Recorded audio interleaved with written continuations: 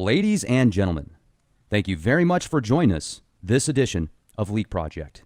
I am your host, Rex Baer, and tonight we have guest Dr. Jennifer Daniels, a graduate from University of Pennsylvania School of Medicine, and at the same time she completed her studies at the Wharton School, receiving a medical degree and her MBA at the end of 4 years. Now, while in medical school, she was concerned that patients were not improving with the therapies she was being taught, so she was told that the patients were poor and due to financial and educational limitations were often not able to comply with therapy. Now, also present methods were not perfect. Half of everything being taught was not beneficial. The medical school staff did not know which half, and ongoing research would sort it out. So, Dr. Daniels, it's just great to have you on the show here with us at the Leak Project. How the heck are you? I'm fine, thank you. It's great to have you. Now, folks, I would recommend you check out drjenniferdaniels.com as well as go to vitalitycapsules.com if you'd like to know more. Now, you've been through hell and back with the work that you've done. You're wanting to help people, and now you're considered a terrorist. I mean, how does that work in the Twilight Zone? I guess it makes sense. But if you would, please tell our audience a little bit about yourself, and let's get into this testimony. It's just so powerful so we can wake some people up. Well, I think what happened was I, like many American citizens, believed the propaganda I received from my government schooling. I believed the government cared and that they wanted people who were upstanding and honest and hardworking. And I said, yes, that's me, and I want to do the best I can and uplift my country and my neighborhood and all of this stuff. So that was my basic attitude. And with this attitude, I finished my studies. I went to Harvard as an undergraduate, graduated, went on to University of Pennsylvania Medical School and Wharton School, and I returned to the ghetto I grew up in Syracuse, New York, and I purchased a city block, built an office building, and started practicing medicine. And you can imagine being in the middle of the inner city, there's a lot of action. People were getting shot and killed, and I said, man, this is just terrible. This is horrible. Got to put an end to this. And since I lived right there in the ghetto anyway, I would walk around the block, and I noticed that all of these events seemed to happen outside of these buildings called convenience stores. And then I investigated further. I also picked up trash as I walked around the block. And I noticed the closer I got to the convenience store, the more trash there was to pick up. And so I decided, well, something's got to be done about this. And it turned out, I noticed, that there's a pattern, that these convenience stores didn't pay their property taxes. And so it turns out that after 2 years of non-payment of taxes, the store can actually be seized by the government, but the government chose not to do that. It also turned out that when a convenience store building was demolished for some reason, then they lost their permission to operate and could not rebuild without community permission. So I took advantage of this constellation in the law so that whenever a convenience store got demolished, for example, we had a convenience store every single block. There happened to be 2 blocks without a convenience store. So someone wanted to open up a convenience store, so they torched, arson, burned down another convenience store. So I organized the community to keep the guy who committed the arson from opening up, and then we kept the other guy who was burned out from rebuilding. And so that I got on a roll. So I ended up shutting down 5 convenience stores. And the murder rate went from 18 to 0 murders a year. So then I kept going with that. And I built a home for myself on the spot of one of the convenience stores I got demolished. And so I was able to live in the ghetto 2 blocks from my office. And I kept going and, urging more improvements and making the neighborhood safer and whatever. And finally, I became aware of a $30 million bond issue, is what it was presented to the public as. But further investigation revealed that it was actually a $30 million no collateral loan. And so in other words, it was a bank robbery. And so, of course, with my background in business, I was able to dig down to the bottom of it, sort the whole thing out. And so I alerted our politicians, thinking that me as an upstanding citizen was acting in support of my government by letting them know this $30 million crime was in progress. And so I was totally ignored by all of the political figures involved and told to mind my own business and go back to practicing medicine. Of course, I was still practicing medicine while I was doing all this. And so I said to myself, wait a minute. I can let the bank know. I'll let the bank know they're being robbed, which I did. And so the bank was shocked, like, oh, this can't be. And they looked into it and found out that that's exactly what was happening. They decided not to make the loan. And it turned out that the governor had already been bribed to make sure that the bank heist went off without a hitch. And so when the whole deal crumbled, uh, the governor called the licensing board. I guess you could say he dropped a dime, as they say in the old parlance. And then just a cascade of events just set into place. The licensing board started investigating me. They found a case where I treated a diabetic patient whose blood sugar was 475 when he came into my office. And I lowered his blood sugar to 135 in the space of a week without any drugs. They said, aha, this is the inappropriate practice of medicine. In other words, I did not adhere to the standard of care. And, basically, you didn't poison him more, and correct. Now you're in trouble for it. Way to go. Correct. Absolutely. In other words, in retrospect, had I stuck to the standard of care, he actually would have died. Well, that's what they want, right? Exactly. That is exactly what they want. And so people don't realize that when they go into a doctor's office, they are unwittingly part of a genocide project. And the doctor, now more than ever, is committed to sticking to the genocide program. Why? Because now we have electronic health records, and literally before you even get home, your medical records have been submitted to the government, and that doctor's work is being reviewed before even the end of the day. He can get some pretty harsh feedback if he gave you a choice or if he deviated from the standard of care.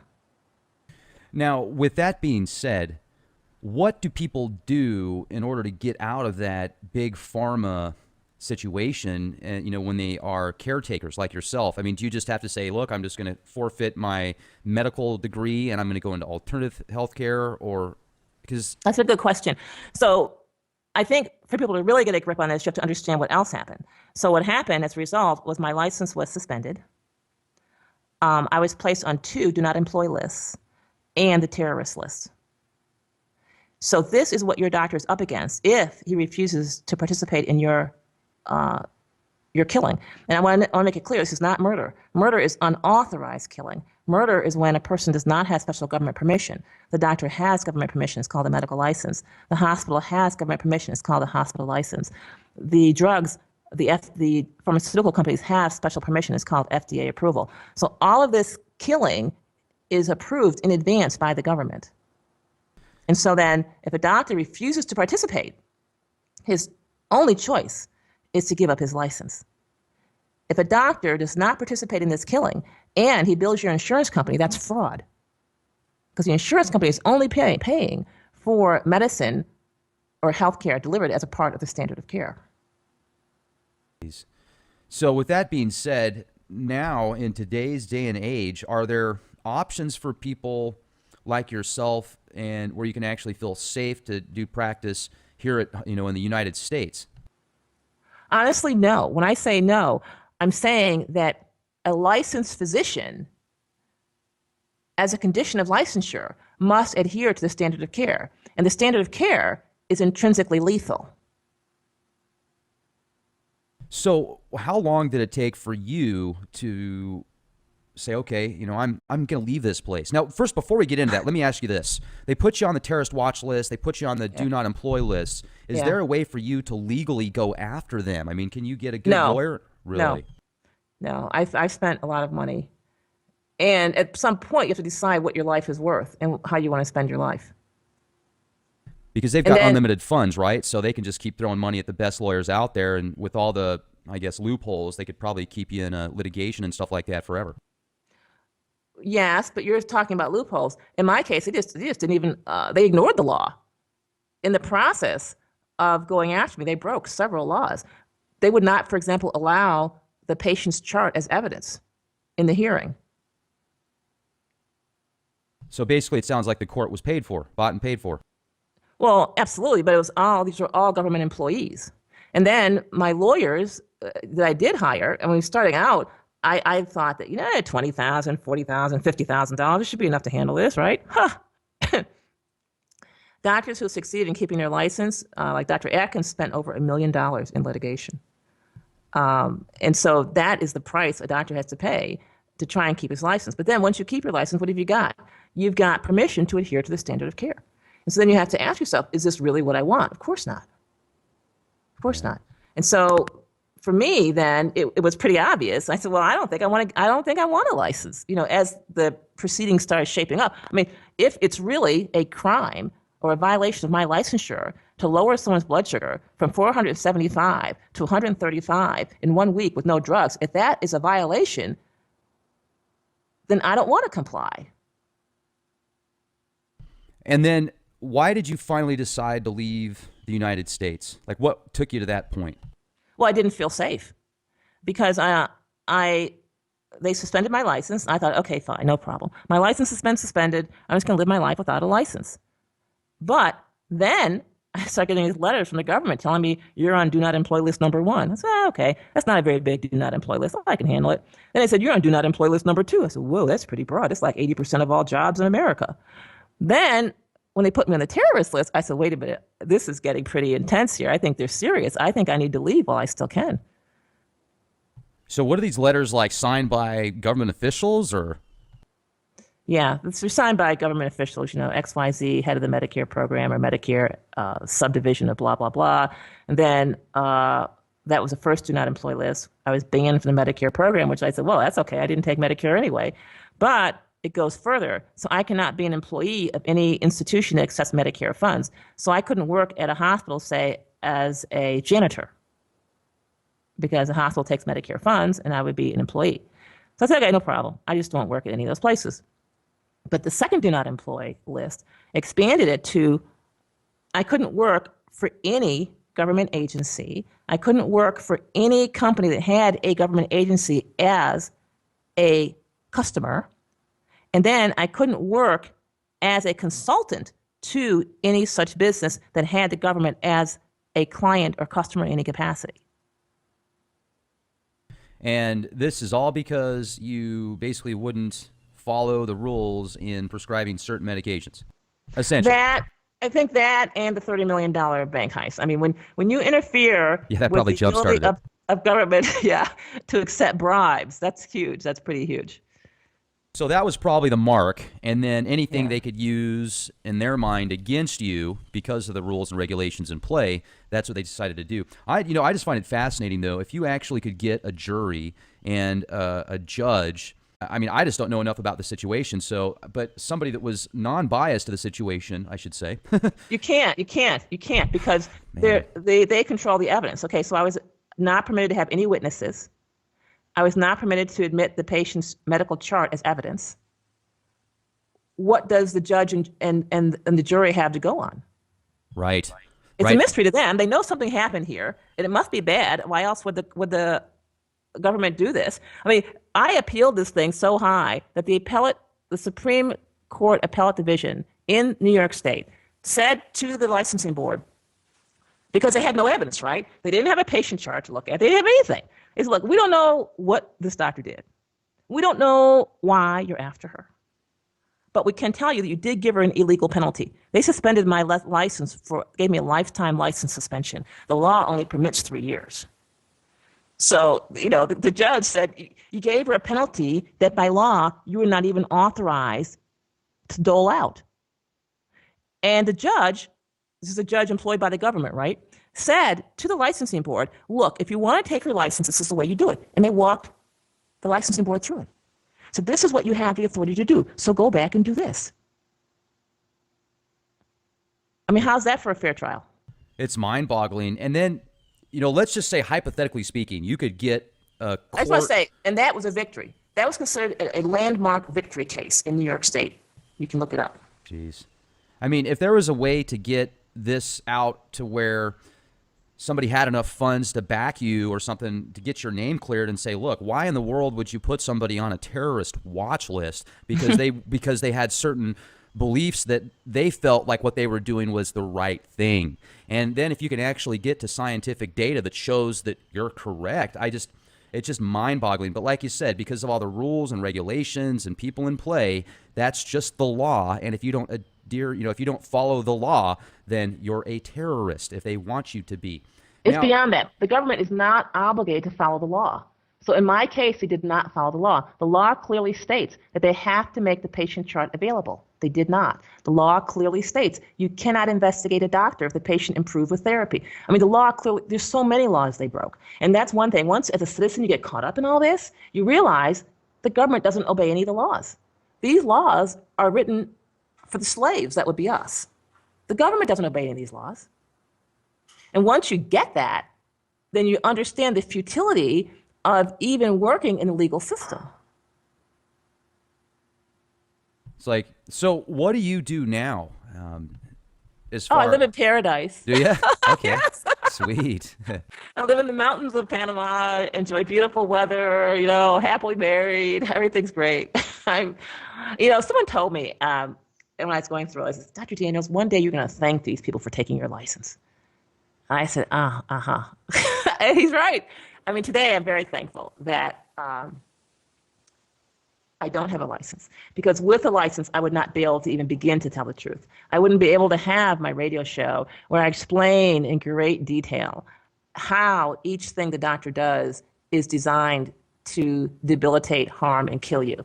And so I wouldn't have time to do all the research that I'm doing to look into this and to share this information in language that common lay people can understand. So as a practicing physician, I would just be too caught up in the Obamacare regulations and all this administrative stuff and paperwork. Even when I was running a simple family practice office, it was only my background from the Wharton MBA and from computerization, understanding automation, that allowed me in the 90s to run an office with just one employee, me and the front desk. Everything else was computerized. And it's only because I had that technical knowledge. But now they've got the doctors so hamstrung that just being engaged in the practice of medicine requires so much paperwork and minutia. It's just incredible. And so there's no room for patient care. There's no room for reflection. And there's no room for even scratching the surface and understanding what's going on. So in order to be a doctor now, one's thinking about the actual system you're operating in has to be extremely superficial. And so you can't get down to the real deal. And that's what the leak project is all about, and that's what the leaks are. So today I figured I would share a leak with you, something that maybe your listeners wouldn't have heard someplace else. Absolutely. So the raw truth is that the medical industrial complex is the war on Americans. The healthcare system is the means by which 880,000 Americans are killed each year. And this is just my estimate. If we use documented Medicare numbers of how many Medicare enrollees were killed by their Medicare medical care paid for by the government in 2010 as a percent of Medicare enrollees, and we extrapolate to the population as a whole, the number is 1.274 million deaths would happen each year for medical care alone if all Americans were covered by a Medicare-like program. So if all Americans were covered by a plan whose payment and quality of care is supervised by the government, we can expect 1.27 million deaths per year just for the administration of medical care. And this is exactly what we're seeing. Death rates among many demographics and diagnoses are increasing over the past 2 years. This is just what would be expected. Deaths in the demographic of whites, age 45 to 54, is increasing. And this is the demographic that has the most insurance. Deaths from congestive heart failure are up. Deaths from diabetes are now documented to increase by 30% when the treating doctor follows the standard of care compared to no treatment at all.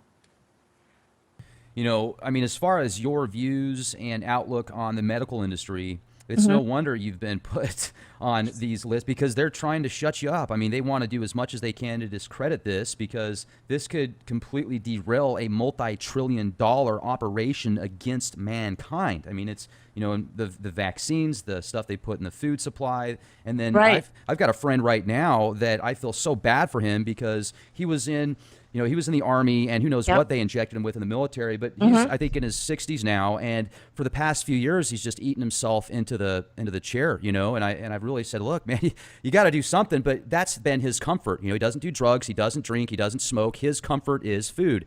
And the doctors would just prescribe him more medication. And instead of them saying, well, maybe you should watch what you eat and start exercising and work on, this cardio The stuff. doctors don't know. The doctors don't know. We have been totally misinformed and lied to in medical school. And as you read at the beginning of the show, half of everything that's taught in medical school is absolutely false. And they tell this to medical students. So if half of everything we're taught is false, how can a doctor possibly come to an accurate diagnosis that will be beneficial to the patient? He can't. If he uses even 4 pieces of information he used in medical school, his chances of reaching a beneficial conclusion are 0. Yeah, I mean, just like the media, over 90% of the research done in the medical industry that is available to doctors and the public is by 6 corporations at the very top levels. It's mind-boggling. And I was just gonna add to what I was saying about my friend. They had him on 12 medications, and he could barely walk. He was puking, and I said, "Man, look, you got to figure something out. Maybe go see somebody else, because obviously these 12 medications that they've got you on are having worse effects than not being on them." And so I'm just really worried about him right now. And a friend of mine that's a doctor out in California that does a lot of, I shouldn't necessarily say alternative stuff, but looks for different options and is really into food and diet. You know, hopefully we can get this guy back on track. I mean, what would you say for somebody that is, let's say, 150 pounds overweight and has, you know, is borderline diabetes and all these other situations because of where they've had to go because of what they've been eating and stuff like that? I mean, is there a way that you could recommend 15 minutes a day, 20 minutes a day or something to kind of help get them back on track? Well, first of all, it starts with him. He's got to have some backbone, and he's got to have some nerve. And I have met people who have been in that situation. They just stopped all 12 drugs cold turkey. Just say, you know what, I'm not doing it. I'm not suggesting you do or not do that. I mean, we should do a disclaimer here, you know, right? You know, this is just my opinion. You'll have drones coming after you in Panama with the FDA on them. Yeah, do whatever you want at your own risk, of course. But he's got to decide that the way he's living is unacceptable to him. So that's one thing. The next thing is, you talk about food being his only comfort. His food is obviously not a comfort. It's killing him. So he needs to increase the nutritional value of the food that he's eating. That is key. This food is not comforting him. If it was comforting him, he would find it to be satisfying, he would be happy, and he would be a normal weight. So obviously, this food is poison. He's eating poison. And so he needs to decide that he's going to eat a better quality of food. So he should at least start by either going 100% organic, but that is, one, very expensive, and two, probably not that effective. The next thing to do would be to join a CSA. You know, get out there, meet some farmers who are raising food the way it was meant to be raised. Or better yet, for Christ's sake, he's a vet, get a gun and go shoot some wild game. So that's what he needs to do. He needs to get real. He needs to wake up. He needs to realize that he is his own best friend, and he needs to be a better friend to himself. Right. You know, and being out there in Panama, what's it like living out there as far as the culture and the rules, regulations? I mean, obviously you probably can't go walk down to a CVS pharmacy and pick up, you know, a bag of chips and a soda pop as easily as you can out here. Thank goodness, right? Oh yeah, you can. You can. That's sad. Yeah, we have corner stores everywhere. You know, if you want to eat that way, you can. But culturally here, things are just awesome. People are very relaxed, very non-judgmental. No one feels like you have to do everything they do or that they have to do everything you do. And so it creates an atmosphere of happiness, of acceptance, of kindness, and it's great. And you don't realize in America what a pressure chamber you're in until you leave. Here, since I don't speak the language, I don't get any of the propaganda, you know, right. And I'm left with my own thoughts of thinking, okay, what do I think? What do I want to do? And in America, you're constantly bombarded with all of this propaganda, and you don't realize the relentless onslaught. On top of that, then you encounter other people who feel it's their job to let you know how you ought to be behaving or believing. Well, you're getting your prenatal care. Well, did you get your vaccine? Well, what about this? Well, what about that? Well, have you done this? Whereas here, there's none of that. None of that. I mean, no one even thinks they should have an opinion about what you do. It's like, I got a call from my daughter. She's in the United States. And she asked me if I thought my nephew should divorce his wife. I'm like, what? That's none of my business. Right. It is their arrangement, this marriage, and it's their job to decide if it's satisfactory to them. And I told her, you shouldn't be involved in this either. Mind your own business. Exactly. But this whole thing in America where it's everyone's job to police everyone else. You know, if you see something, say something. Whereas here, that's not the case. It's like, if you do something, it's your business that you're doing it. Nobody wants to know. And my status here is I'm a guest. The government has no interest in what I'm doing. And if they don't like what I'm doing, they'll ask me to leave. If I don't like what the government does, I'll leave. And so we don't have this relationship where either one, me or the government, is trying to change the other one, which is nice. Whereas in the United States, your government owns you and can change you, and then you've got to try and change your government by voting using rigged machines and all kinds of other stuff. You know, it's an unfair exchange here. Right. Yeah. So here, the feeling is that the government doesn't own me. I don't own the government. If I don't like what the government's doing, I can leave. If they don't like what I'm doing, they can ask me to leave. And so that's a pretty nice arrangement. Absolutely. And so you've got your own radio show. Do you do it once a week, every day? I have twice a week, one on RBN, Republic Broadcasting Network, is one show, and the other show is on Blog Talk Radio. Okay, fantastic. Blog Talk Radio is great. I've talked to several people that are with that organization. There's a lot of really neat podcasts on there. And when you talk on your shows, do you get into a lot of the stuff that's in the foods and the additives, et cetera, that are used? Or what are some of your main No, focuses I of mentioned discussion? that, but honestly, as bad as the food is, it takes the medical system to kill you. I don't care what kind of junk or trash you're eating. If that's all you're doing, you'll probably live a long life. The problem is when you start eating junk, eating trash, and then you go to the medical industrial complex when it starts giving you side effects. So, for example, if you have a person who's eating, we'll just call it trash, and they don't feel well, what they're going to do is they're going to stop eating so much trash until it becomes an acceptable level of feeling to them. And that's what they're going to do. And they're going to live a long life. They'll do just fine. But when you add in the medical industrial complex, the slaughter is just unbelievable. And we can see this in the United States very clearly when we look at demographics. What are the demographics? That's another thing. There are people called Hispanics in the United States. This is a definition called Hispanics.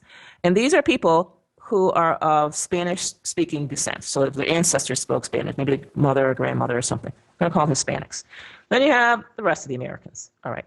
Hispanics on average live 7 to 9 years longer than the average American. That's interesting. I had not heard that before. Yeah, look it up. So what's the difference between a Hispanic and the rest of Americans? No, it's not. I personally don't think the difference is cultural. But a big difference statistically, demographically, is this.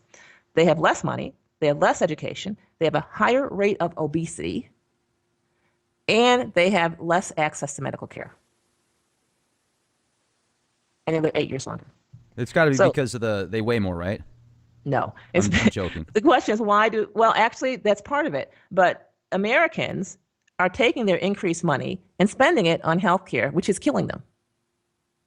And the education Americans are getting is not education, it's indoctrination, it's propaganda, conditioning them to accept and submit to this system of killing.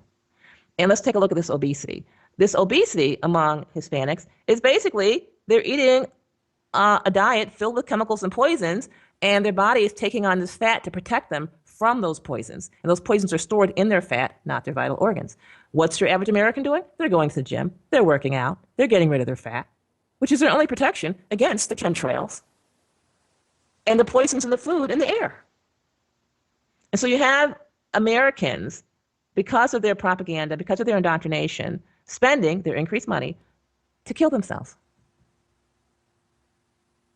You know, it's interesting because I think in some places people are becoming more aware of the medical industrial complex and ways to kind of avoid a lot of drugs and stuff like that. It seems like when I go to the store now, the organic section is getting bigger and bigger. And one thing, though, that is interesting, like you said, is even if you eat unhealthy, that's not going to be the ultimate kicker. And I look at some of these vaccines. I go all the way back. I've done research on vaccines for years because this is one thing that I am passionate about. And I see that even the polio vaccine that many people say, oh, well, you know, vaccines are good. If it wasn't for the polio vaccine, we'd all have polio and smallpox right now. Just look it up. Just look it up. Yeah. But anyway, you know, you look at where they actually got the cells that are supposed to offset that polio or have some type of immunity towards. They got them from monkeys, and these monkeys, these same cells cause cancer. And not only do they cause cancer to the people that get injected with it, but it's also a multi-generational effect. It's insane.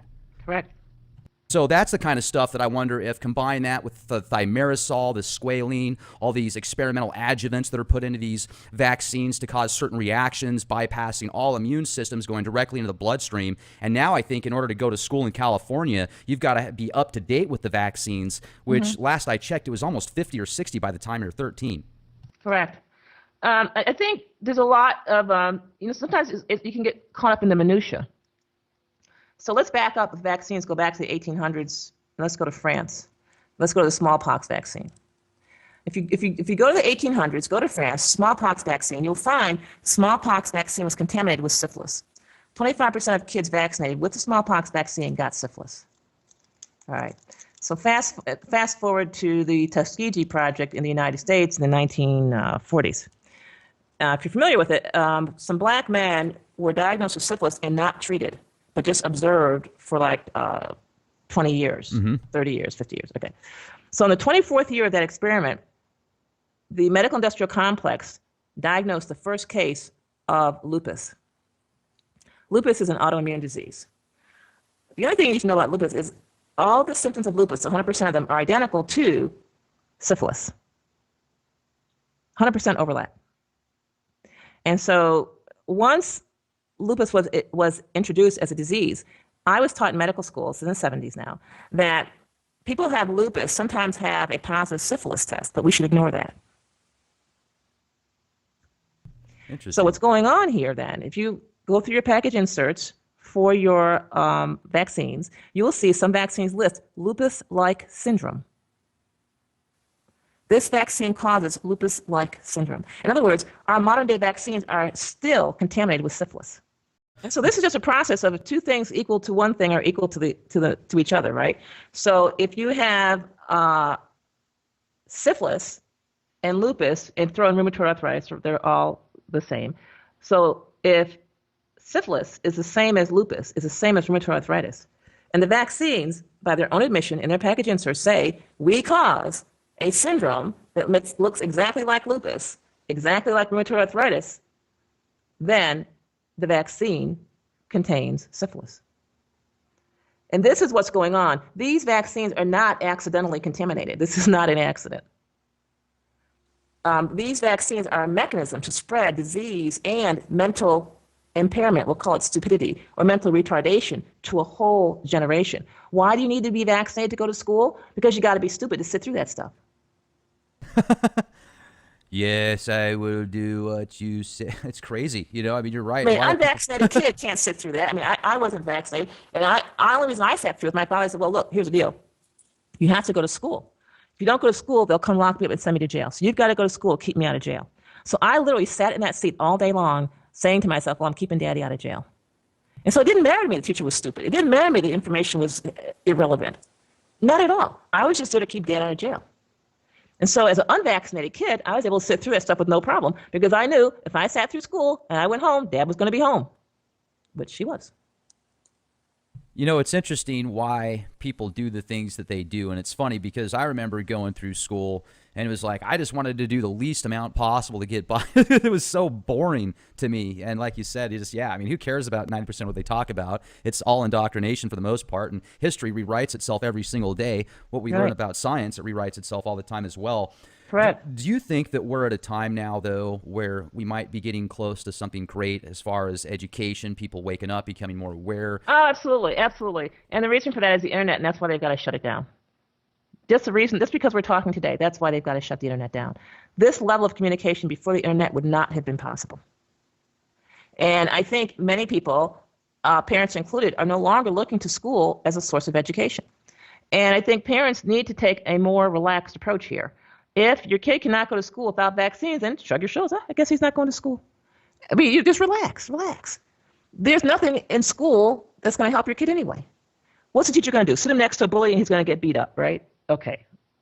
Or maybe you could go to school and get caught up in all this bullying and beating going on social network, and the kids will all get together and arrange for a gang to beat him and kill him at school. Or even better yet, maybe a government-sponsored mass shooting will be planned at his school. I mean, there's nothing good happening at school. Now, when I was doing all this activism, my kids were homeschooled. I believe that had my kids been going to school, one of them probably would have been murdered in retaliation for all this activism. I mean, you don't clear a $30 million bond issue and send your kid to public school. That's another thing. Did you ever notice any weird anomalies outside of your house? Did you wake up one day, go outside, you'd see like a dead bunny rabbit in the front yard or something like that? All kinds of stuff, yeah. So I had this medical office building, and whenever I was involved in a pretty contentious issue and things were getting really heated up, someone would throw a rock through one of the windows in my office. And then I just call the window guys and say, hey, come fix it. It's like $250, $500, whatever. And so that would happen. With the $30 million bond issue, things got really intense. And it got to the point where my kids were being approached by other kids. And the kids were saying stuff that was so bizarre. It was like this could only have come from the government propaganda network. So imagine this is the ghetto, right? This is the Right? ghetto. Okay, so my kids go out and they play, and a kid walks up to my son and says, "Hey, your mother doesn't want the rest of us kids to have a good school system because she's homeschooling you and she doesn't care about us." Where is a ghetto kid going to come up with that, right? Right. Who planted that ridiculous idea in his head, and what does he care? I mean, these kids are 10 years old trying to play basketball. It's crazy. So, I could see that there was a definite effort to rile up the neighborhood kids and to get them to beat up my kids. And so when my son came home and told me that, I said, well, you kids need to play in the backyard for a while. And so we had him play in the backyard for a while until the whole thing blew over. And that's when things were getting really heated up, and it wasn't clear if the $30 million bond issue was going to go through or not. And in the beginning, it was like, it's going to go through. Don't worry. Oh, Dr. Jones doesn't like it. Nothing's going to happen. But then it really picked up, and the newspaper started carrying the story because all of a sudden, the school board, the common council, the mayor had to change their plans when the bank got wind of everything. And the bank said, wait, what's with this? What's with that? And then the papers actually interviewed the school financial officer and said, hey, does Dr. Daniels know what she's talking about? And he said, nah, she's a doctor. She doesn't understand these numbers. And so the school board said, wait a minute, we want you to go check Dr. Daniels' math and come back at the next school board meeting and explain to us what the correct numbers are. And so I showed up at the next school board meetings. I wanted to hear him tell them that my numbers were wrong. And he showed up and he got before the school board and said, Dr. Daniels' numbers are correct. And then everyone was like, wait a minute, how could they be correct? You just told us she was a doctor. She didn't know anything about this. And then he said, well, I guess she went to Wharton. I don't know. Put foot in mouth, I guess, at that point. Yeah. So what happened then was the bank flew its bank officials to Syracuse and totally interrupted the business of the mayor and said to the mayor, you will put all other matters aside and talk to us. And they sat down and talked to the mayor. They said, are you going to guarantee this $30 million loan? If it doesn't get repaid, are you going to pay it back out of tax revenue in Syracuse? He said, of course not. So they went to the school board and said, okay, it's $30 million loan that we're thinking of making here. If it's not paid back, are you guys going to step in and make the payments? They said, no way. Bankers trotted out of the office. They went straight to the airport and flew out of town. But it was an incredible thing because as citizens, we are not able to get the attention of the mayor's office, of the school board. Even I, as a famous local celebrity, could write a letter to anyone I wanted to, any government official, and I wasn't going to get a reply back. Certainly not from the mayor, and certainly not from the common council, and certainly not from any school board person. And so it just really showed who was really in charge, who was really running the show, and who had access to our politicians. Now, another thing that I was hoping we could talk about as well, whenever you see these pandemics on the Communist News Network or one of these mainstream mouthpiece outlets where they're like, oh, there's this big pandemic, everybody's getting the Zika virus and all these babies are being born with little heads. Don't get bit by a mosquito, or if you do, go make sure to take this vaccine or take these pills. And I remember the swine flu hoax, all that propaganda, people got injected with those vaccines, started having serious issues. I know people that got injected with that vaccine that kids were supposed to get vaccinated with so they didn't get cervical cancer or something, the Gardasil vaccine that have all sorts of issues now. And so let's talk about some of these pandemics that go around. What's your take on them? And do you feel that they're going to continue to throw these out there? They have to. They have to keep these pandemics going. The thing to understand, what is the medical industrial complex? What is its purpose? What is it there for? Two reasons, and I believe two reasons only. One reason for the medical industrial complex is to provide a cover story for people, to get them to believe their diseases are genetic and not being caused by environmental pollution or contamination. And so this gives industry a free ride. Never, ever, ever is industry blamed for any illness. And so first and foremost, the medical industrial complex must distract people and get them to believe that their illness is caused by genetics or bad luck. Or some Zika virus or some other virus. The next reason for the medical industrial complex is it is fulfilling the purpose of killing Americans at an accelerated pace.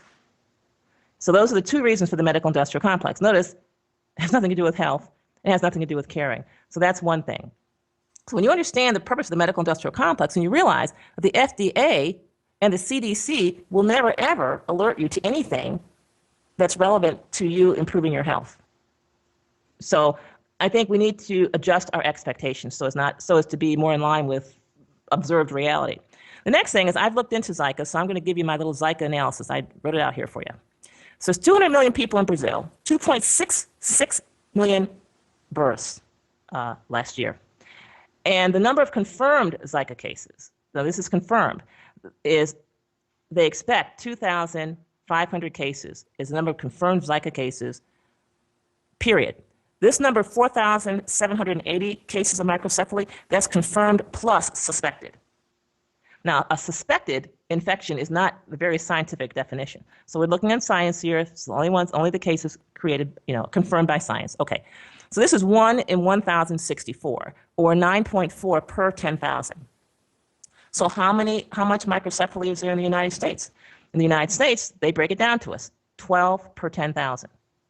So the number of microcephaly cases in a country infested with Zika, we're going to take their word for this, is less than the microcephaly that there is in the United States.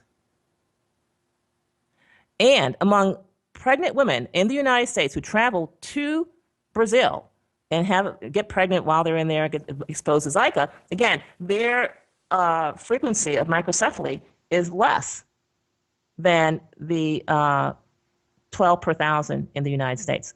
So Zika may cause microcephaly. I'm not going to contest that. But if it does, it causes less microcephaly than whatever is actually going on in the United States now. And so once you understand that, the next thing you realize is that this Zika epidemic is a cover story for chemical poisoning going on in the United States that is actually causing the microcephaly. And so according to the CDC, microcephaly is caused by infections during pregnancy. There goes the Zika excuse. Severe malnutrition, meaning a lack of nutrients, or not, that would be in processed foods.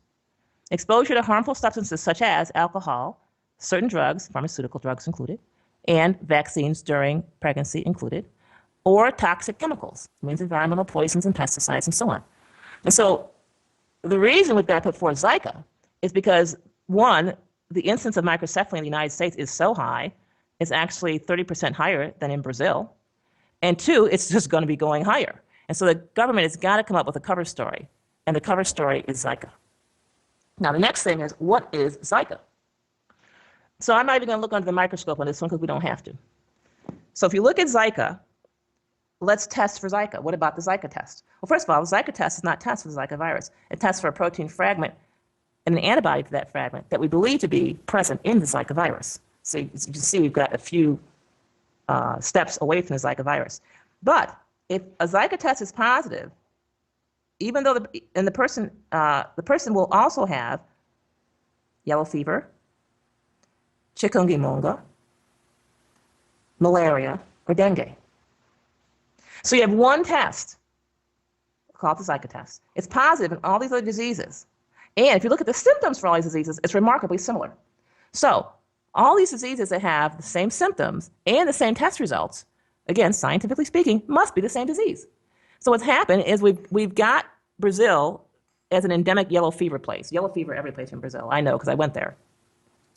And so really what they're doing is they're taking yellow fever, renaming it Zika, and creating a cover story for the microcephaly cases in the United States so that women who are having these babies will not blame it on industrial exposure or drugs they received during pregnancy.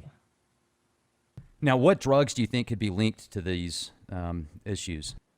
Well, according to the CDC, any drugs.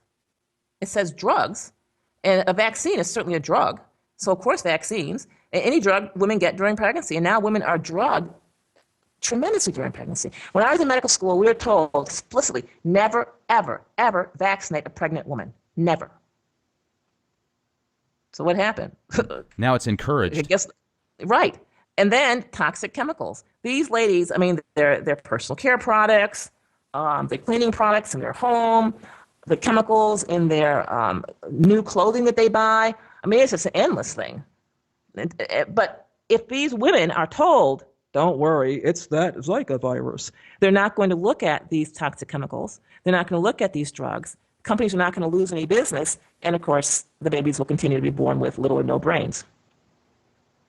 It's so sad. I mean, not even one child should have to be born into this world like that. And it just seems as if every single year, more and more people come onto this planet with some type of neurological disorder or designer disease that didn't exist 20 years ago, 40 years ago, etc. It's just mind-boggling. And hopefully people like you and others out there, Dr. Daniels, will expose enough of this and all of the crap, and that's the nicest way I can say it, that you had to go through.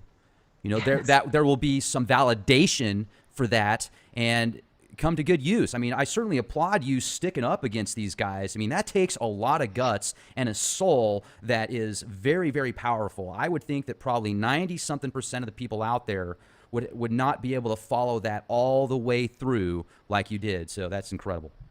Thank you. Now, I just want to say that the attitude that no one should have to be born into the world with these afflictions, the medical industrial complex agrees with you. And this is why they offer prenatal screenings and they abort these babies before they even show up. Now, in order to abort one defective baby, they have to abort 9 to 10 healthy babies. That's how accurate the screening is. And so I feel differently. I think each one of these babies with microcephaly or whatever deserves to be born. And for Christ's sake, the baby's only going to live between 1 day and 6 months. This is not a big deal. So I think if we take the posture that no baby should be born with this, then that gives fuel to this whole prenatal care thing designed to exterminate 9 healthy babies for every defective one they detect, first of all. Second of all, it substitutes exterminating these babies for actually relieving them of the poisoning in the first place so they can be born normal.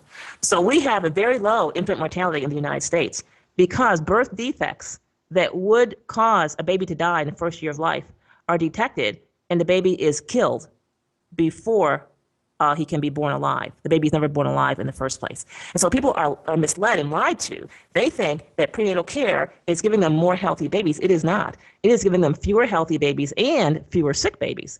And so what you do is you've got this, so the true or the apparent infant mortality in the United States, if you take into account babies, healthy babies that are aborted by way of detecting the unhealthy babies that are aborted, and the babies that are aborted as a complication of amniocentesis or chorionic villus sampling and various other prenatal maneuvers, the real infant mortality in the United States is somewhere around 35. It's not 6. So infant mortality in the United States, let's say gestational mortality, has skyrocketed. So these ladies submitting to prenatal care, let's say you start your pregnancy, you have a healthy fetus, and if nothing interferes, this baby will be born healthy. By going through prenatal care and following all of your doctor's recommendations, you are actually decreasing that baby's chances of being born at all. It's interesting. And I do know a friend of mine actually just went through that whole situation where they, had to go check out did these different tests to see if the baby was healthy, and they all came back good.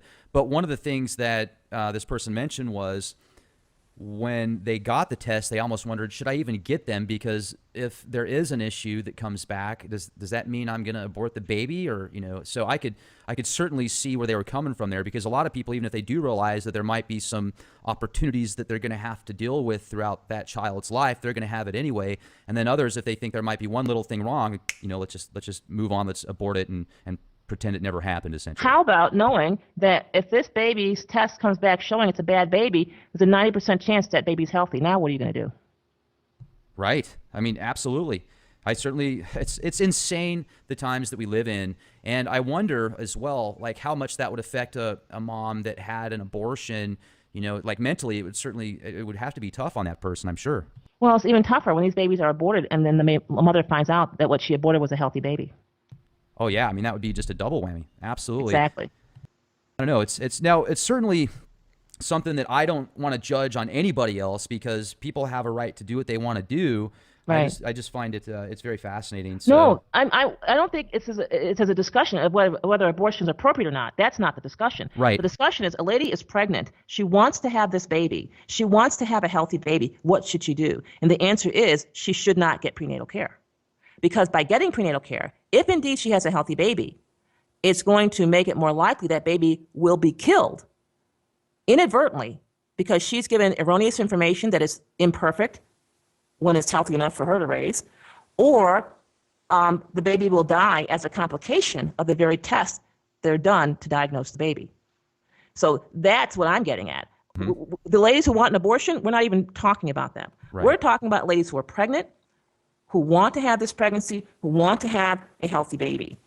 For them, prenatal care is going to kill a lot of healthy babies. It's going to decrease their healthy baby's chances of being born healthy. If, on the other hand, the baby is not a, let's say, good baby, then what does it matter? You know, the baby's going to die in the first year of life anyway. But the question is, what if this was a healthy baby? And the answer is, if it's a healthy baby, then prenatal care decreases that healthy baby's chances of being born alive. You know, another thing I was hoping we could talk about before we close out tonight, Dr. Daniels, is the 10 common remedies to help get rid of infections without antibiotics. That's one of the banners on your website, or maybe not even 10, but just a few really good remedies for somebody that might help them out instead of having to go get on some really powerful antibiotics. Absolutely. It turns out that antibiotics are killing more people in the United States than infections. And so anti means against, bios means life. And so what's actually happening is people are actually taking an anti-life pill. And as a result of this... That sounds good for you. Yeah. How do you expect that you're going to get better if you take an anti-life pill? It's craziness. And the pharmacies are literally laughing all the way to the bank. So let's take a look at some things that people commonly get antibiotics for. One huge antibiotic issue is sinus infections. And so sinus infection means you have a stuffy nose, you have pain under your nose, or maybe you have pain in your forehead, you know, where your sinuses are. And this is something where it's standard medical practice, to prescribe antibiotics for 2 weeks. At the end of the 2 weeks, you check the person and prescribe more antibiotics. And you can literally have someone on antibiotics for a sinus infection for 12, 14, 16 weeks. And antibiotics have also been associated with increased cancer. And so you definitely don't want to take any more antibiotics than you absolutely have to. So what is a remedy for sinus infections? The answer is just salt water. 2 teaspoons of salt per quart of water, heated up to a warm temperature. It's like 103 degrees about. And you pour it into a neti pot, N-E-T-I pot. And you just pour 1 or 2 potfuls through each nostril, and boom, a big blob of slime comes out, and headache gone, sinus infection gone. And this is very safe, salt water. You can do it every day or twice a day until you're all better. And this is more effective in getting rid of a sinus infection than antibiotics are. A lot easier on the gut, too. Yeah, doesn't even get to the gut. Okay. And then, so that would be good. And then I've heard a lot of stuff about baking soda and molasses mixtures and stuff. Is there some good benefits of having that in a diet, like a teaspoon a day or anything? You know, I used to do that. I tried that out. Did that for a while. You know, I don't think so. I think that's something that you can do maybe as a tonic for 1 week out the year, or if you're feeling lousy, you can start doing it. It'll help you feel better. But I wouldn't do it every single day. The reason for that is the pH in the stomach needs to be between 1 and 3. And when the pH in the stomach gets above 3, that means parasites are not killed in the stomach. Parasites in your eggs are not killed in the stomach. They survive, and they penetrate to the rest of your body. So if you take baking soda every day, you're going to raise the pH in your stomach, and you're going to remove your body's first line of protection against parasites. So a high dose of baking soda, which is a teaspoon in a cup of water, when you're feeling lousy is great, because it's going to abruptly raise the pH in your stomach too high, and so it'll throw you back into balance. But if you take it every day, it will throw you out of balance. It'll raise your stomach pH, and you're going to start getting more parasite-type symptoms like aches and pains and weakness and stuff. Okay, so, and then I've heard things about Manuka honey being very beneficial for people that might have an ulcer or some stomach issues. Do you know much about that? Yes, I've tried Manuka honey as well. I personally found it so unpalatable that was the end of that experiment. But if you have ulcers and stomach issues, you're just as well off with 2 tablespoons of apple cider vinegar before your meals. And the other thing too, I think people need to have more respect for their geographic location. So Manuka honey is out of Australia, New Zealand, that part of the world. And if you don't live in that part of the world, it makes sense to look to the part of the world where you do live. And many of your listeners live in temperate climates like North America where apples grow. So go for the apple cider vinegar. It's less expensive. Manuka honey is pretty pricey. Shipping's a lot, whatever. So I would say for that particular affliction, just go for the apple cider vinegar. And is, in your opinion, something to kind of clear the mind every single day very beneficial to one's health, like meditation or exercise of some type? I mean, obviously exercise is important, but do you talk to people that and say, hey, look, you need to designate at least half an hour a day or an hour a day into something adventurous or outgoing? No, I don't do that because people are so stressed and under such pressure that you hit them with, okay, an hour a day. They're like, I'm out of here. Not Right. that they don't need an hour a day, but probably you could get better compliance with 4 hours on a weekend. But most people are so strapped. Either they're working 2 jobs or they have a 2.5 hour commute. They're just stressed, or they're sending their poor kid to a propaganda school and they're driving them back and forth to all kinds of unnecessary after school events that are just designed to basically take up their time. So I don't think so. But I do agree with you that you have to clear your mind. If you don't clear your mind, it's going to get all muddled and you're going to get something called brain fog that a lot of people have. So I'm definitely in favor of that. I found that turpentine works wonders. And people can go to my website, vitalitycapsules.com/candida, and they'll get my free report on how to drink turpentine and drink your way to health. Turpentine. Yeah, I've heard of that before. That's interesting. Okay.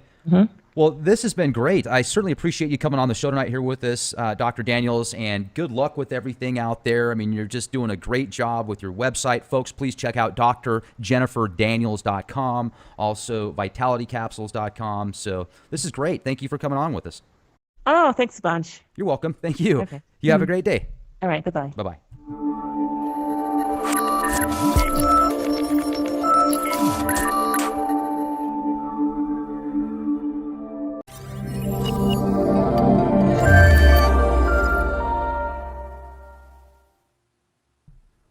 Ladies and gentlemen, thank you very much for joining us this edition of Leak Project.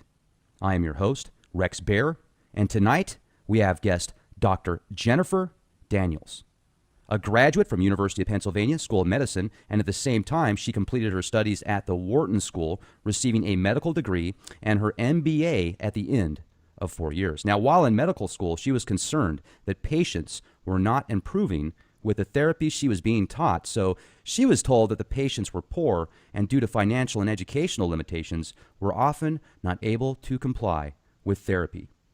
Now, also present methods were not perfect. Half of everything being taught was not beneficial. The medical school staff did not know which half, and ongoing research would sort it out.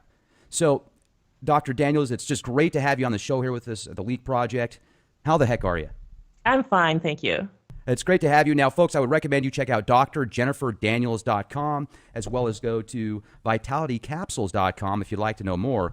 Now, you've been through hell and back with the work that you've done. You're wanting to help people, and now you're considered a terrorist. I mean, how does that work in the Twilight Zone? I guess it makes sense. But if you would, please tell our audience a little bit about yourself, and let's get into this testimony. It's just so powerful so we can wake some people up. Well, I think what happened was I, like many American citizens, believed the propaganda I received from my government schooling.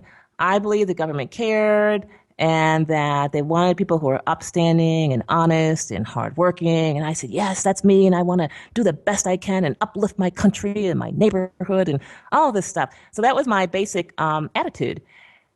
And with this attitude, I finished my studies. I went to Harvard as an undergraduate, graduated, went on to University of Pennsylvania Medical School and Wharton School, and I returned to the ghetto I grew up in Syracuse, New York, and I purchased a city block, built an office building, and started practicing medicine.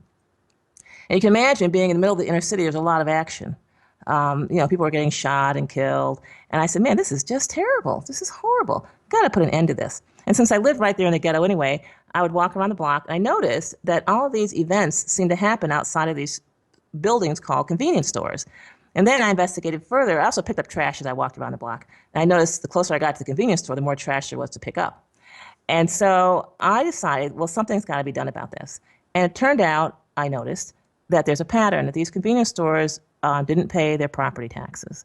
And so it turns out that after 2 years of non-payment of taxes, the store can actually be seized by the government, but the government chose not to do that. It also turned out that when a convenience store building was demolished for some reason, then they lost their permission to operate and could not rebuild without community permission. So I took advantage of this constellation in the law so that whenever a convenience store got demolished, for example, we had a convenience store every single block. There happened to be 2 blocks without a convenience store. So someone wanted to open up a convenience store, so they torched, arson, burned down another convenience store. So I organized the community to keep the guy who committed the arson from opening up, and then we kept the other guy who was burned out from rebuilding. And so that I got on a roll. So I ended up shutting down 5 convenience stores. And the murder rate went from 18 to 0 murders a year. So then I kept going with that, and I built a home for myself on the spot of one of the convenience stores I got demolished. And so I was able to live in the ghetto 2 blocks from my office. And I kept going and, urging more improvements and making the neighborhood safer and whatever. And finally, I became aware of a $30 million bond issue, is what it was presented to the public as. But further investigation revealed that it was actually a $30 million no collateral loan. And so in other words, it was a bank robbery. And so, of course, with my background in business, I was able to dig down to the bottom of it, sort the whole thing out. And so I alerted our politicians, thinking that me as an upstanding citizen was acting in support of my government by letting them know this $30 million crime was in progress. And so I was totally ignored by all of the political figures involved and told to mind my own business and go back to practicing medicine. Of course, I was still practicing medicine while I was doing all this. And so I said to myself, wait a minute. I can let the bank know. I'll let the bank know they're being robbed, which I did. And so the bank was shocked, like, oh, this can't be. And they looked into it and found out that that's exactly what was happening. They decided not to make the loan. And it turned out that the governor had already been bribed to make sure that the bank heist went off without a hitch. And so when the whole deal crumbled, the governor called the licensing board. I guess you could say dropped a dime, as they say in the old parlance. And then just a cascade of events just set into place. The licensing board started investigating me. They found a case where I treated a diabetic patient whose blood sugar was 475 when he came into my office. And I lowered his blood sugar to 135 in the space of a week without any drugs. They said, aha, this is the inappropriate practice of medicine. In other words, I did not adhere to the standard of care. And, basically didn't poison him more, and correct. Now you're in trouble for it. Way to go. Correct. Absolutely. In other words, in retrospect, had I stuck to the standard of care, he actually would have died. Well, that's what they want, right? Exactly. That is exactly what they want. And so people don't realize that when they go into a doctor's office, they are unwittingly part of a genocide project. And the doctor, now more than ever, is committed to sticking to the genocide program. Why? Because now we have electronic health records, and literally before you even get home, your medical records have been submitted to the government, and that doctor's work is being reviewed before even the end of the day. He can get some pretty harsh feedback if he gave you a choice or if he deviated from the standard of care. Now, with that being said, what do people do in order to get out of that big pharma situation, and when they are caretakers like yourself? I mean, do you just have to say, look, I'm just going to forfeit my medical degree and I'm going to go into alternative healthcare? Or because that's a good question. So I think for people to really get a grip on this, you have to understand what else happened. So what happened as a result was my license was suspended. I was placed on 2 do not employ lists and the terrorist list. So this is what your doctor is up against if he refuses to participate in your killing. And I want to make it clear, this is not murder. Murder is unauthorized killing. Murder is when a person does not have special government permission. The doctor has government permission. It's called a medical license. The hospital has government permission. It's called a hospital license. The drugs, the pharmaceutical companies have special permission. It's called FDA approval. So all of this killing is approved in advance by the government. And so then if a doctor refuses to participate, his only choice is to give up his license. If a doctor does not participate in this killing and he bills your insurance company, that's fraud. Because the insurance company is only paying for medicine or health care delivered as a part of the standard of care. So with that being said, now in today's day and age, are there options for people like yourself and where you can actually feel safe to do practice here at, in the United States? Honestly, no. When I say no, I'm saying that a licensed physician, as a condition of licensure, must adhere to the standard of care. And the standard of care is intrinsically lethal.